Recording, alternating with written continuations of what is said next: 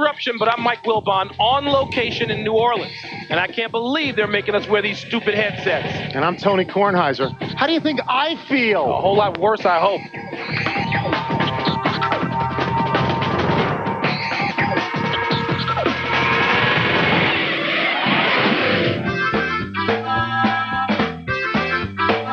Welcome to PTI. And the headlines today, the Super Bowl teams are set. Let me take this off. It looks like Marty Schottenheimer has a new gig, sunglasses on, and we're in New Orleans and I can't see. The headline story, at least for today, based on yesterday's games, is the resurrection of Drew Bledsoe. Bledsoe hadn't played in 4 months, and when Tom Brady went down, Bledsoe went 3 for 3, including a touchdown pass. Bledsoe wasn't as effective in the second half, but the combination of him and New England's special teams beat the Steelers in Pittsburgh, and I say beat them convincingly. Mike, what happened to Pittsburgh's esteemed ground game? It went away when the bus got injured. He's been out for 5 or 6 weeks, and I don't know why everybody thought the bus could just step back in and resume rolling. It doesn't work that way. You have to play in the games. He had a shot a week ago, and apparently there was a nerve was I don't want to say damaged, but he couldn't even feel his legs. He couldn't play. Wait a second. He is the running game. Yeah, well, he wasn't because they were 5-1 without him. They weren't playing in an AFC title game. Okay. I talked to Chris Mortensen on radio earlier today, and Mort said that he felt Bill Cowher got out-coached by Bill Belichick, specifically for falling into the Jerome Bettis trap. He said he never should have started him. I agree. He had 9 carries, 8 yards. Is that the statistic? Yeah, it was like a Barry Sanders moment. Remember that game against Green Bay in like 94 in the playoffs where he went, 13 carries for -1 yard? But Cowher's your boy. You picked Cowher over Belichick the other day, and I picked Belichick. Well, what happened in this situation? He didn't do a good job. I'll tell you what else happened in the situation. There was a punt return by Troy Brown. There was a blocked field goal also involving Troy Brown. Now, I know Drew Bledsoe's the story of the game, Tony, because of the circumstance leading up to that. Yes, he is. But Troy Brown had more to do, or has had as much to do with the Patriots being here as Drew Bledsoe. It's Bledsoe, and it's my man Brady. Talk about that later. Absolutely. Yeah. All right. If there was a surprise in the Eagles-Rams game, it wasn't the score. Not to me. It was the way St. Louis went about moving the ball. The greatest show on turf decided to go old school and handed the ball to Marshall Faulk 31 times. He was the dominant figure in the game. Too bad the Eagles coaches haven't figured out yet how to make comparable use of their own great player, Donovan McNabb. Seems to me that there are 2 reasons why they hand the ball to Marshall Faulk. All right, one is that they see something on film that Philadelphia maybe doesn't defend the run well. The second reason, and I think significant, nobody's talking about it, Kurt Warner's got bruised ribs. You don't want him back there taking shot after shot. If you can move the ball up and down the field with Marshall Faulk, give him the ball, What they did, too, and here's where Mike Martz and his whole coaching staff did a great job. Whenever Philadelphia even put out there a look that looked like blitz, right then, Marshall Faulk got the ball. And that was a great strategy. The other reason you give it to him, Tony, is he's the best player on the field. But he's the best all-purpose back in the game. And even if that's not your game plan to keep Philly off balance, you can play to your strength. Passing is not the only strength of St. Louis. Marshall Faulk. Let's get to your other issue. Because you love Donovan McNabb, yes, I do. And there's reason to love him. But it is your opinion. You were at that game. It's your opinion that he was misutilized, right? And this has happened before this year. Yeah, they don't do anything to sprint him out, to call quarterback draw plays, to roll out and throw on the run. I mean, I was talking to a lot of former and current pro football players about this, and they say, you know what, this guy has multiple dimensions. Why do you make him one-dimensional? Why do you do that? Twice, though, the running quarterbacks, the new-look quarterbacks, Cordell Stewart and Donovan McNabb, they shouldn't be new-look. John Elway, Steve Young, these guys have been around forever. It's coaching. Reports say that Marty Schottenheimer will become the new coach of the San Diego Chargers. The Chargers will pay him some, and Danny Snyder will continue to pay him the rest. Now, we've been hearing that Marty Schottenheimer wanted complete control over personnel in San Diego. Mike, how likely is that going to be under a strong manager, general manager like John Butler? Not only is it not likely, Tony, it's not going to happen, period, because John Butler knows what he's doing in terms of personnel. You can't let Marty Schottenheimer come in there and say, oh, let's cut Larry Sanders and have him catch 75 balls for somebody else, or let him bring in Jeff George as the only real proven quarterback to camp. That won't be happening, and Marty's done a good job when he's had strong GMs, which he had, and Carl Peterson and Ernie, of course, he coached only. Why do you think Marty Schottenheimer took a job at all? He could have gone. He's very, very good on radio and TV. He was going to get the $7.5 million from the Redskins anyway. Why did he take the job? He can't prove that he's still a capable coach on radio or TV, and he can't prove it at the golf course taking $7.5. He's still going to get paid, but now he's going to work for it voluntarily because he wants to prove that this year was an aberration and it was Snyder's fault. But he did well. He finished 8-3. No, he finished 8-8. Well, you know what I mean. Says He won 8 8 and of 8. the last When 11. you look at the number on his resume, it says 8 and 8. He didn't want that. What did Marty say at the beginning of the year? We're not going to go 8 and 8. He did. He's got to get that off his resume. What happens to North Turner now, the offensive coordinator who can't possibly coach? Apparently, he's headed to Florida, either to Tampa Bay as head coach, and Tampa Bay doesn't have one, or with his boy Dave Wannstedt to be offensive coordinator of the Miami Dolphins. Tony, there's a fascinating, even if fairly predictable, college basketball story unfolding in Texas. Bob Knight's Red Raiders are now 15-3 and ranked in everybody's top 25 after beating Oklahoma this weekend. When we started PTI, Tony, one of the things we had to predict was how many games Texas Tech would win this year. Tony, you said 15. No, I didn't. Stat Boy said a dozen. No, I didn't. And I said 19. Why did you underplay your boy, Bob Knight, who writes your love sonnet? I have no recollection this time of ever saying 15, but I will tell you this, that if they took the vote right now, Bob Knight would be coach of the year in college basketball. I mean, what did they win last year? What was their record last year? They were 3-13 in the conference. Okay. I know that. So they were terrible. 9-19 overall. They were just absolutely terrible. This guy came in, told Dick Vitale earlier in the year that he thought he had more talent on the court at Texas Tech right now than he had at Indiana last year, and everybody said that can't be true. No, everybody didn't say. I told you on this air that can't be true because of the kind of players he recruited to come to Indiana, who had to be first subservient to his way of coaching, and second was athleticism. He's got some athletes. He's got some ball players. Are you willing to concede that whatever issues are out there with his personality, he is a great college basketball coach? Don't make it seem like I've been watching. Can't. No. I've been watching Night before you. I grew up watching him in the Big Ten, watching his Indiana teams. Don't give me that. He's a great coach. He's a bully. The means don't justify the ends. For me, because I was there. Bloomington, older. You weren't around. The big story in tennis over the weekend was the women's final of the Australian Open, where Jennifer, expletive deleted, Capriati again won this tournament. She faced 4 match points in the second set against Martina Hingis and survived them all. And that's the most match points in a Grand Slam final for a player to survive. Did you notice, Mike, how hot it was in Melbourne? They had to pack Hingis in ice like she was a shipment of Omaha steaks coming to my house. They had to pack both of them in ice. It's about 95 degrees plus humidity down there. We know this from the Australian Open every year. Can't you still see Patrick Rafter and some of those other guys wearing that cream to keep from getting sunburned? This match was determined on the slab on a table where they had a 10-minute break, where they had to ice down and be massaged, where Hingis, like most people would have said, or she did say, I want out of here. I've had enough of this. And Capriati was able to persevere through this heat and win that match, which is amazing. Is Capriati on the level with Venus Williams? Is she? Sure. Does she contend for the best in the world? Hasn't she won 3 Grand Slams in the last year? But it seems that it seems when she gets there, who is she facing in the finals? Doesn't matter. Do you think she's as good? Yes. She's in the final. She's won 3. Venus is won 3. No, she didn't choke. Okay, I'm just asking. Capriati's a good player. I mean, you the man, right? Capriati's a good player. You the man. Let's go to another sport where the competitors have to have complete and utter silence. Chris DeMarco won the Phoenix Open by 1 stroke yesterday, but needed to hold a birdie putt on 16 to catch the leader. But as he stood over it, listen to this goof in the gallery.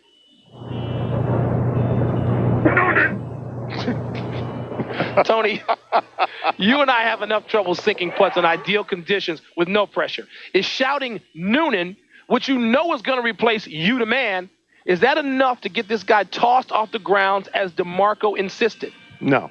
I mean, if he does it twice or he does it 3 times, probably, you shouldn't do it. But golfers have to learn. They have to have a sense of humor. I mean, that's taken from Caddyshack. That's a great movie. DeMarco should have appreciated that. And you know what? He made the putt. Yeah, but if he missed the putt because this guy's screaming in his backswing. Okay, if he'd missed the putt, he should have charged the guy and knocked him senseless, which would have been a scene in Caddyshack. You know what? Phoenix apparently is the rowdiest venue now. It's the rowdiest gallery on the PGA Tour. When Jimmy Connors played in the U.S. Open in Flushing Meadow, people screamed and yelled. Not during his serve. Learn to. Yes, they did. No, they did not. The other guys served. We got to take a short break. When we return, we'll get back into yesterday's big game so I can rhapsodize some more about Drew Bledsoe and my man Tom Brady. You like Zydeco music? You like this stuff? No. You can't dance to it? No. Zydeco music. Zydeco music. Pardon the Interruption is brought to you by Office Depot. What you need to know.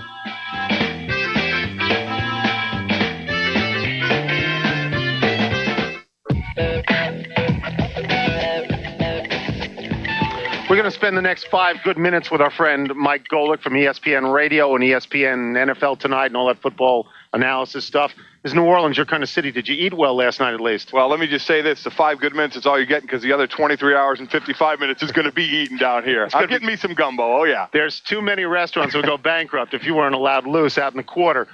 You're an ex-Eagle. Yes. They were up at the half. Surprised me. Did it break your heart when they lost the game? Certainly from my heart, it breaks my heart. But I picked St. Louis in the game. I think they did a good job of containing Donovan McNabb. If you're going to win, cut the head off of the snake, and that's McNabb.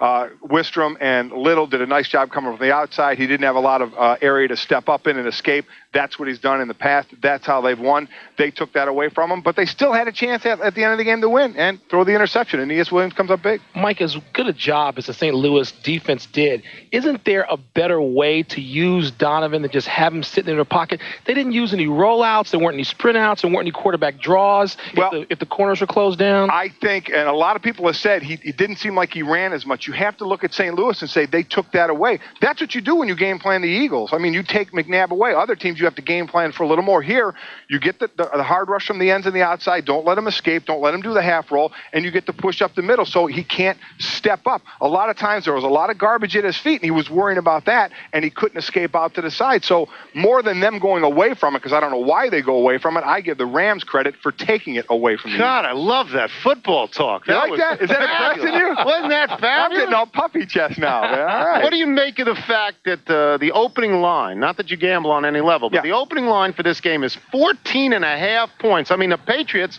have won a bunch of games this year. They've been a Cinderella story in the league. And the Rams, though they have won lately, they haven't crushed anybody. Why is it that big a spread? Well, I don't know. I put my call in already. No, I'm kidding. I stopped gambling when I retired. I don't know why it's that high. Because everybody is, look at the Rams last, I think, 5 or 6 postseason games. It's been 7 or less they've won by. They haven't blown anybody out. But, Mike, you know why it's so high? Remember those scores?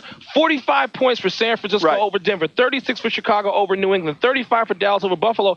11 of the last 18 Super Bowls have been more than 15 points. So you think it's not about this? You think it's about past history? I think the odds makers have got a lot of evidence on their side. I think it's also the potential of the Rams that they could blow it out for 40 or 50 almost any game if they start clicking and don't turn the ball over. We'll see what the Patriot defense brings, because Belichick is a heck of a defensive schemer. Let's talk about that you have. I don't want to say it's a dream matchup because nobody predicted New England would be here, but you've got a great defensive coordinator in Belichick. That's how he got to be a head coach. Great offensive coordinator in Martz. Offense, defense, what do you like in that? Well, you got to love the offense because they have so many weapons. So you certainly give, I think, the advantage to the Rams. Defensively, how they shut down Pittsburgh, they got penetration, took the running game away, didn't let Cordell damage them. They'll find a way of what to do. I would think the big corners, Otis Smith and Ty Law, will come up, press, try and jam a little bit, disrupt the routes, and they'll try and get that penetration up the middle in Warner's face. Mike, there's nothing like quarterback controversy. Now, we don't have controversy. No. But it's a great thing to have on Monday. Bledsoe or Brady, if you were playing for that team, would you have a preference? How would you feel about who's going to start that game? And who would you have? I'd have a $100 million backup quarterback. If Tom Brady's healthy, Tom Brady will play the game. But we'll see how that ankle comes along. But he would start if he can play. You talked before about the defensive backs of New England. What I'm hearing is that people say there's not enough speed on New England to stop the Rams at all. It's just this is the worst possible matchup for New England. Do you concur on that? Well, you make up for it in other ways. You either get jams at the line. If you miss jams, you don't put those guys on islands out there in the corners. You don't say jam them and cover them. You say jam them and we'll help you over the top. So if they get out of the jam, they're still going to catch that quick pass. You got safeties helping over the top. The key thing with the Rams, they're going to complete their passes. When they complete their passes over the middle, you got to take their heads off. Just about 30 seconds left. The issue of distractions. I mean, you've been around this scene for a long time. Is either team more likely to be distracted by everything around the game? Or is that just media junk? We always ask about distractions. Is it a non-issue, Mike? Talking to me, I was distracted there for a minute. No, you know what? The Rams have been here before. They certainly have that experience, but a few of the Patriots have as well, just back in '97. I think the guys who haven't been in New England will talk to the players that have been at the Super Bowl, and they'll work them through it. There's only a week here. You get here, you get to work, and you go play. I don't think distractions will come into play. Speaking of getting to work, I know that there's about 12 restaurants with your name on them. We want to thank Mike Golic. We're going to take a quick break. When we come back, we'll get to the emails. Somebody wants us to figure out Latrell Sprewell. Well, good luck to us, pal.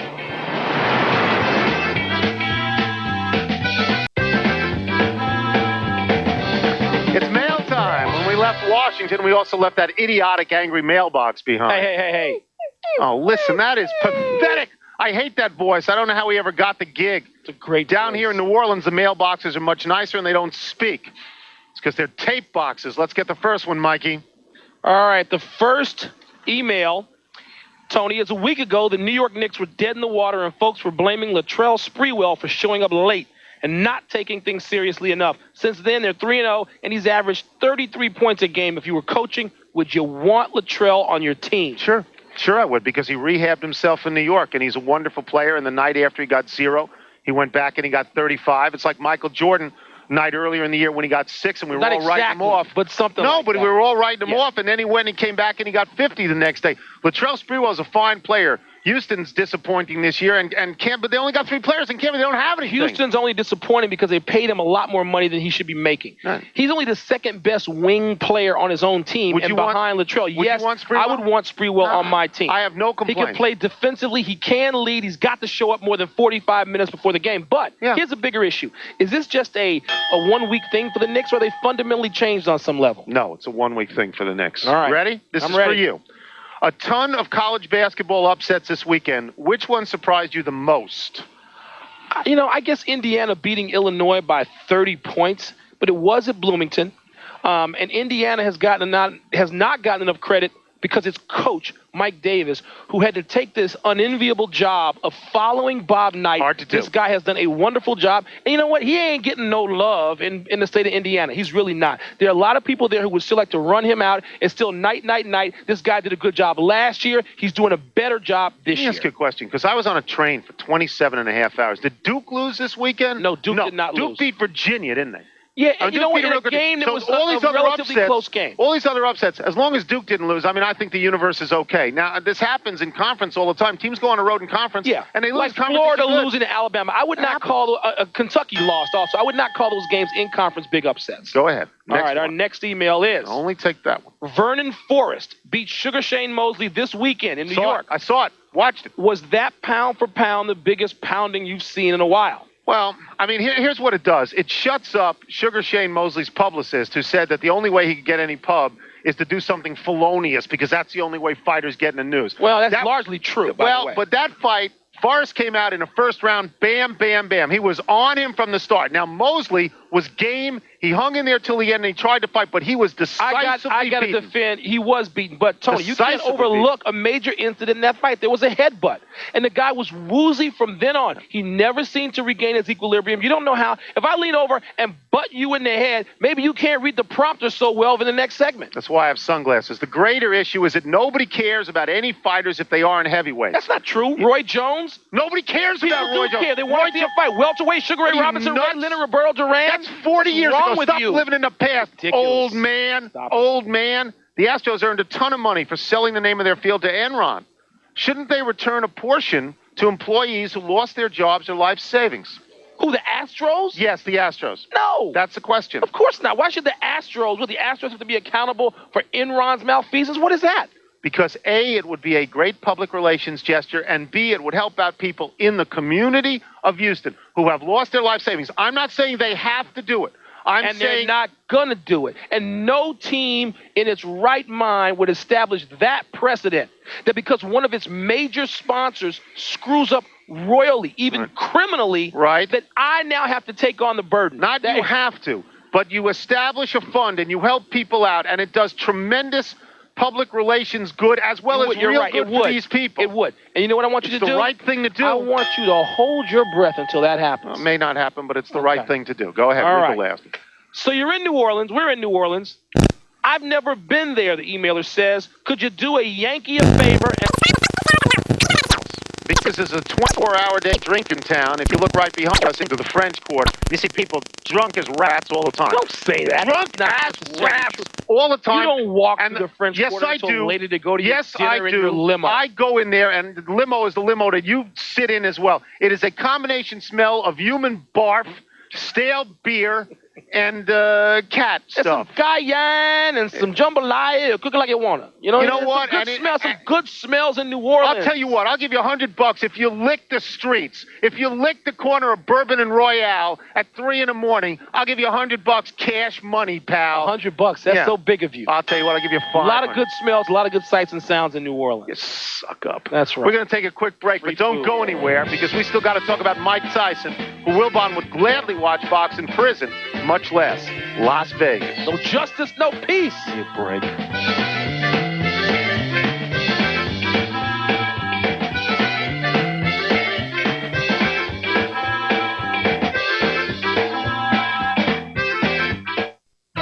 Tonight on SportsCenter, what will it take for the Patriots to earn some respect?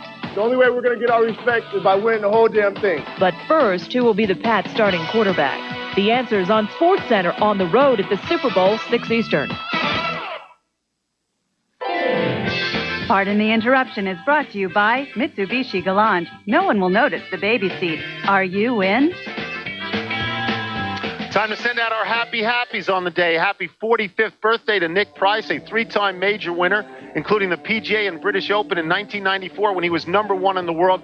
Nobody spins the ball back like Nick Price. He's Maybe great some at it. people do. If you hook up the dish I got you for a present, you can watch him in the European events and not just the PGA Tour He events. plays all over the world, and a very, very From fine Zimbabwe, guy. good guy. Everybody likes him. Plays in President's Cup. I don't know if he'll ever win another major, but what are you going to do? Happy anniversary, Muhammad Ali. On this day in 1974, you beat Joe Frazier, avenging your loss in Ali Frazier 1 and setting up the Thriller in Manila. Ali Frazier, inextricably tied at the hip. The great rivalries, Everett Navratilova, Russell Chamberlain, same sort of deal. But Ali Frazier 2 was the part of the trilogy, Tony, that most people don't remember. Ali Right. 1, was it in Madison Square Garden? Was it a unanimous decision? I don't remember the fight. It's like Rocky 2. Nobody cares. Happy trails, Roberto Duran, who announces his retirement at age 50 because he's recuperating too slowly from injuries suffered in a car accident. He ballooned up when he wasn't fighting, when he was inactive. I predict in 8 months he comes back as a heavyweight. He was once the Sonny Liston of the lighter weight classes, in that he was physically intimidating. Absolutely. Even though he's like 5'8" and 150 very, pounds. very tough guy. Every day we do this show, we make terrible errors, and Stat Boy lets us know what they are. Stat Boy. Well, you know, guys, the mailbox isn't the only one that didn't make it down to New Orleans. What's the matter? Stat Boy can't get no love in the Super Bowl? Are you sitting in my seat? What does Look it at look him. like? Can you believe What are you going to do about it? What are Do you going to do you about it, have tough your guy? feet up on my seat? All right, forget about it. Golic said the Rams hadn't won big in any of the playoffs. They beat the Packers by 28 last week. Mike, you said Florida lost to Arkansas. They lost to Alabama. And one more thing. I thought I said Rhodesia. Alabama. That's where Nick Price is from, not Zimbabwe. Zimbabwe was named Rhodesia, but now Rhodesia was named Zimbabwe, and now it's named... Fine. Thank you for Whatever. the geography lesson. Have a good time. We're running out of show. Let's go straight to the big finish. Nevada Boxing Commission has its Tyson hero hearing tomorrow. Mike, do you think they'll let him box in Las Vegas? Apparently this fight means about $200 million to the city of Las Vegas. Yes, to let him fight. The New Jersey Devils fired Larry Robinson today. Another winning hockey coach gets fired, Tony. That's how Larry Robinson got his job. The Devils fired Robbie Ftorek with 8 games left, and he won the Stanley Cup. Stanley Cup, yeah. The Lakers lost again last night. Are you sure they're not slipping? I'm a little less sure than yesterday. Mariano Rivera won the Fireman of the Year. Wasn't he the guy who lost the World Series? But he's the greatest fireman ever. You want to give it to No, the I young wanna give it to Kim? him. You're right. We're in New Orleans. What are you going to do tonight, big boy? Some gumbo and some cayenne, some Cajun food. Cook it like you want. Will you have this? Will you wear this thing? We're out of time. We'll try and do better the next time. I'm Tony Kornheiser. And I'm Mike Wilbon. Good night. Will you wear this? Will you put a mask on? Pardon the Interruption is a presentation of ESPN, the worldwide leader in sports. For up-to-the-minute scores and statistics, log on to ESPN.com.